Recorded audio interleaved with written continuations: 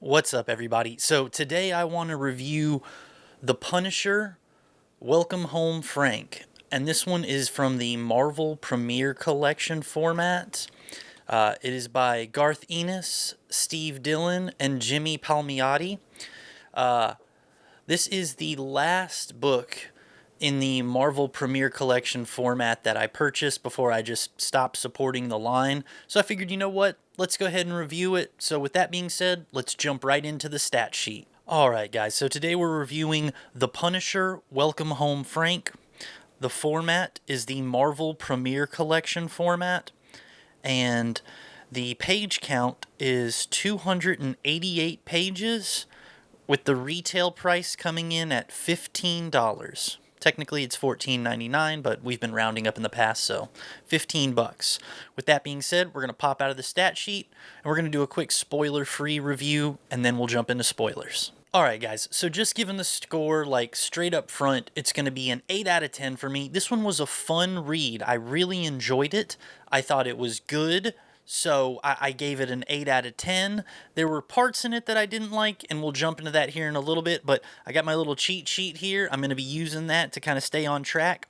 I'll tell you the story breakdown. It's basically the Punisher is going around killing criminals, and a large majority of them are from the Nucci family. Ma Nucci puts out a hit on him and offers a large cash reward, so you get a lot of violence and action that ensues, and you see like this hunt for the Punisher, and that pretty much drives the story forward in this whole book. You've got like what you'd expect from like a mob story, like the cops are on the payroll, or a lot of the cops are anyway, for like the mob, for the Nuccis. And that plays a little factor in it, but that kind of like story where you have two detectives working together to solve this crime, that basically takes a backseat for me in this storyline. But it was still interesting enough, and it provided like good levity and comedy moments that I enjoyed it, but it wasn't like my main focus for the storyline. It was something that was like, I don't want to say filler, because it was still enjoyable. It just wasn't like what was really driving me to keep turning pages. So it's a violent book, but honestly, not as much as I would have liked for a character like the Punisher. I was expecting more gore, more graphic violence, less comedy, to be honest, which there is comedy in this, and some of it is well done, but other parts feel like it's just so heavy-handed, and it actually gets in the way of one of the fights, one of the bigger fights towards the end of the book, and we'll talk about that later. The art, I thought it was decent. It's not my favorite art. It's good. I really liked the coloring of the book. It was nice, like saturated colors, like really packed in there. It looked good. You got some dark colors. I'll flash some pictures up on screen so you can kind of see what I'm talking about. But the color palette was good. The art, like the character designs and stuff, that was fine. I wasn't blown away by it, but it didn't deter me from reading it. It wasn't bad art by any means. So, yeah. Overall, that was just, spoiler-free overview of what I thought of it. Like I said, 8 out of 10. I actually enjoyed it. It was really good. So, yeah, I was pleasantly surprised by it, to be totally honest. With that being said, we will now jump into spoilers. Okay, so for the spoiler review, we'll go a little bit more in depth into the overview of the story. So you have the Punisher. He's living in a rundown apartment. He's trying to keep a low profile. This is kind of like his new base of operations in order to execute his plans and missions and kill his enemies. So he's got a couple of like, or a few eclectic roommates, not really roommates, neighbors in this apartment. And one of them is a quiet girl named Joan. The other seems to be like a punk rocker kid called Spaker Dave, and an obese man called Bumpo. So this is like the ragtag team of people that you see around his apartment. They actually wind up playing a big role later on in helping the Punisher. I really enjoyed that. They were a good group of like rejects, ragtag, just basically cast outs. They weren't, they're not like the in crowd in society. They're looked down on. They're the rejects of society basically. So that was a good thing. I really like that dynamic. Now, I will say, with this storyline, some scenes from it are put directly into movies with some like adaptation here and there. For example, I have Daredevil and Punisher in this book where they are fighting on the rooftop and Punisher chains up Daredevil. It is straight from the Netflix series of Daredevil where you see Daredevil tied to the roof. The only difference is in this outcome, Punisher is telling him, "Hey, you got one shot in there. You can either kill me and stop this because he's about to kill a Nucci family member, or you can let me kill the Nucci family member, and then you're either way. The blood's on your hands. Basically, you're guilty. So in the book, the Daredevil at the last second pulls the trigger to try to kill the Punisher, but then Punisher reveals to him, he's like, "Hey, there's no firing pin in that." So, and then he's like, "This is gonna hurt a little bit." He knocks him out, and he's like, "Let me do the killing." But in the TV show, I thought the TV show actually was better. Daredevil shoots through the chains, and he busts free, and that was just a way more intense scene to me. I thought both were good. It didn't make the book less enjoyable.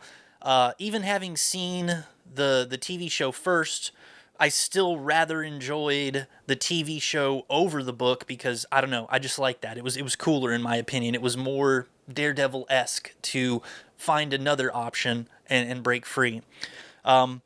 Then we have a fight later in the book where he fights the Russian, and in this scene with this battle, this is what I was talking about with the whole comedy thing. If I remember correctly, in the movie, the Punisher is fighting the Russian, and they're going back and forth, and the Russian is just destroying him.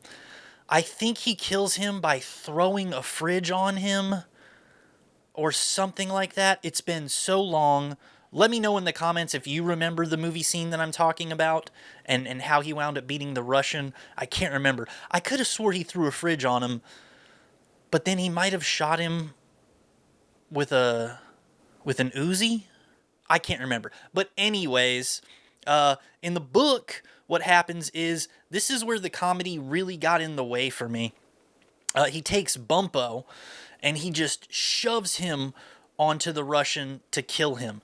Everything before this fight, before this moment in the fight, was so good, and they build the Russian up to be this unstoppable tank of a character.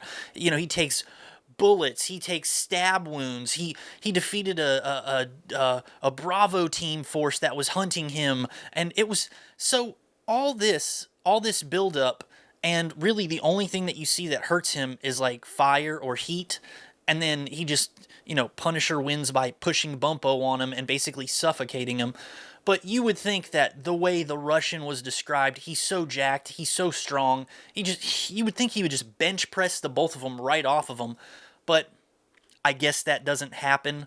So, I was a little bit bummed about that because it was one of the best fights in the book, and it just seemed like a weird comedic cop-out.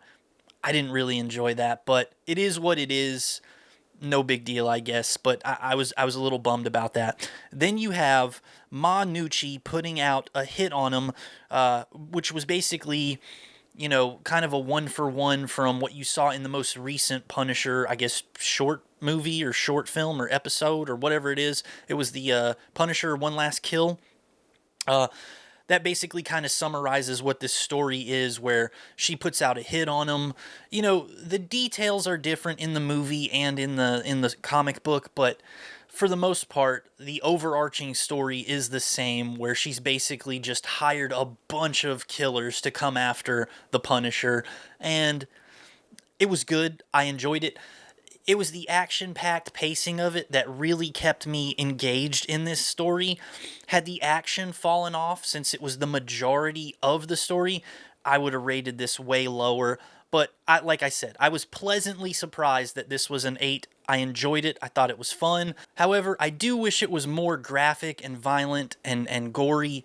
But that's just a side note. It didn't really drop the book any points. I just would have loved to have seen it been more violent and graphic, especially, like I said, for a character like the Punisher.